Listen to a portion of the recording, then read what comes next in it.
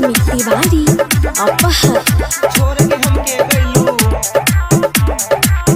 कइनी कवन हानि जे छोड़ देलू रानी।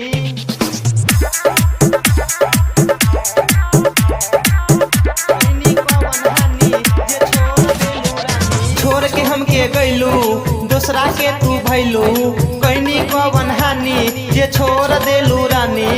कइनी कवन हानि जे छोड़ देलू रानी। छोड़ के हमके गइलू दूसरा के तू भइलू कइनी कवन हानि जे छोड़ देलू रानी। अरे बचपन से तू ही रहुए जानू हो गइलू दोसर के दिल तोरा दिहलू छोड़ दिहलू जाके ससुराबा भूल गइलू।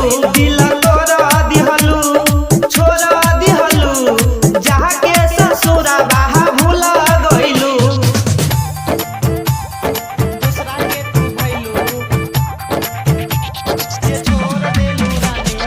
डीजे अमित तिवारी अपहर कइनी कवन हानि जे छोड़ देलू रानी।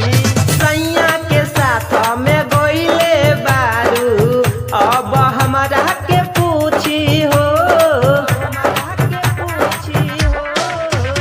आदे तहरा के याद करब न रानी भूल जाइब हम भी हो।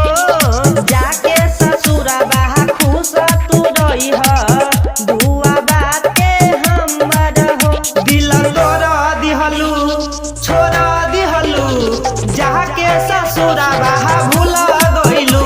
दिल तोरा दिहलू छोड़ दिहलू जाके ससुरबा भूल गइलू। दिल तोरा दिहलू